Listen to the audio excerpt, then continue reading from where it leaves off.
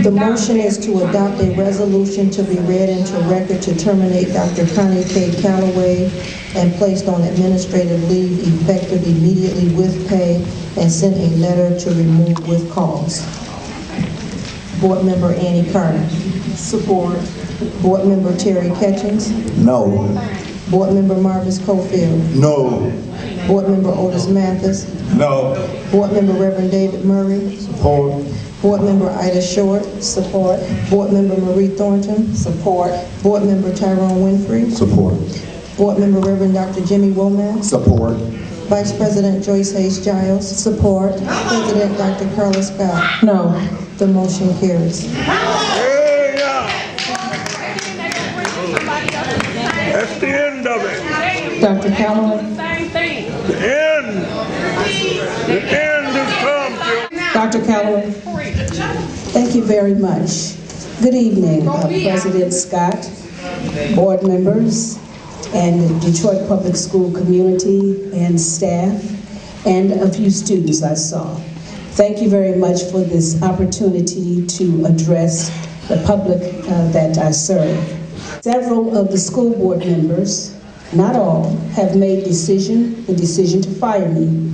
It is an unjust decision. It is fueled by several attempts to silence me, to prevent the transparency, to prevent fiscal accountability, and to prevent open dialogue about the right way to handle the public's money.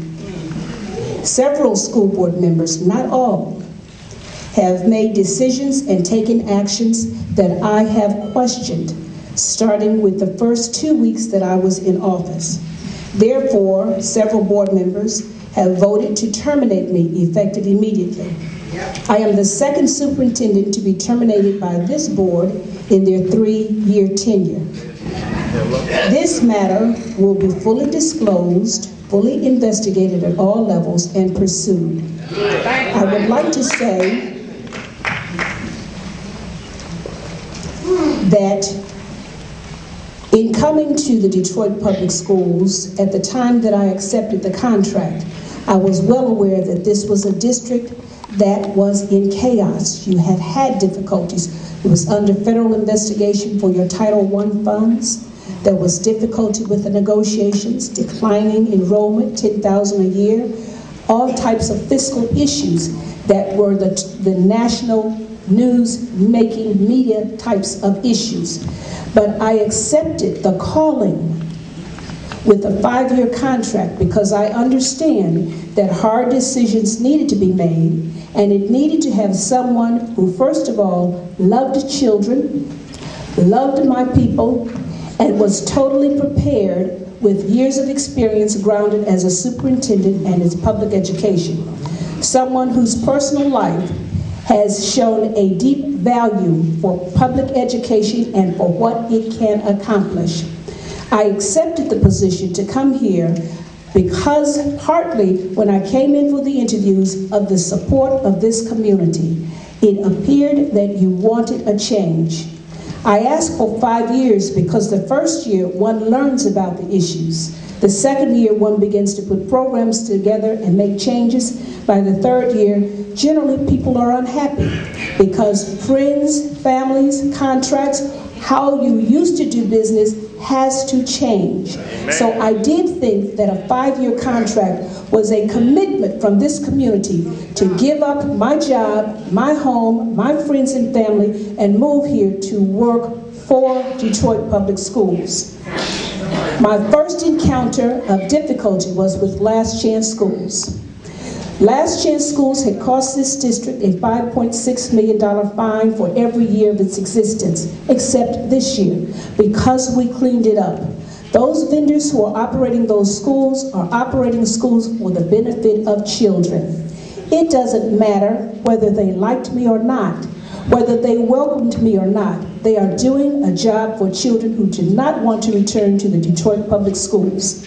This is the first year we do not have a $5.6 million fine for Last Chance Schools. There's been much talk about that being the reason for my dismissal. You don't hear that anymore because those contracts were presented to the board in October, to the committee appropriately.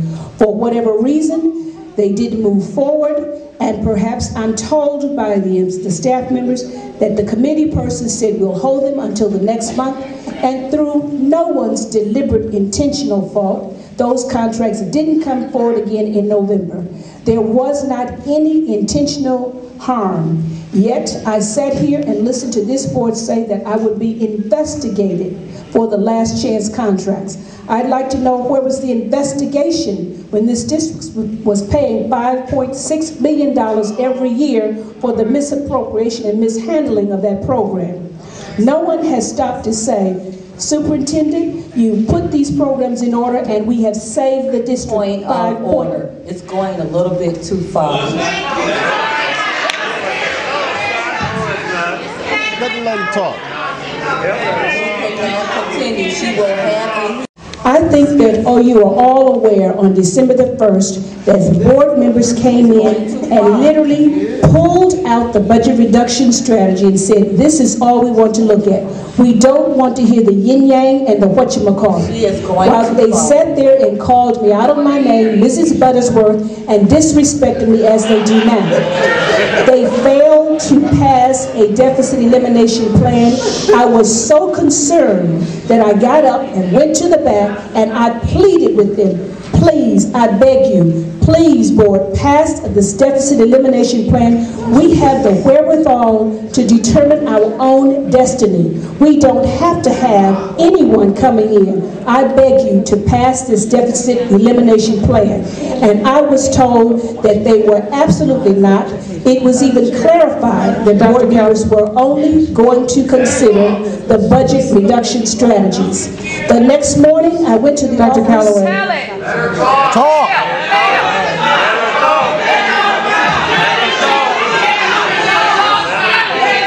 Let her tell the truth. Let her tell the truth. Let her tell the truth. I have been silenced at every meeting that I've been to. I want to simply say to the community, I won't put you in this uncomfortable position. I have much to say. My heart grieves for the children of Detroit. I have had the pleasure of working with some of the most wonderful students, families, staff, and community members, and you have my continued appreciation and support and respect. Remember, take care of the children. And in this climate of economic need, everyone needs to feed at the trough, but a community only survives if your children feed first. I thank you for this opportunity for 1 year and a half to be blamed and scapegoat for issues that pre-existed.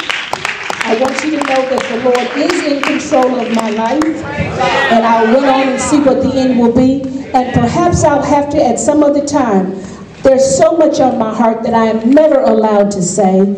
I will find a time to say this and say it all. Thank you.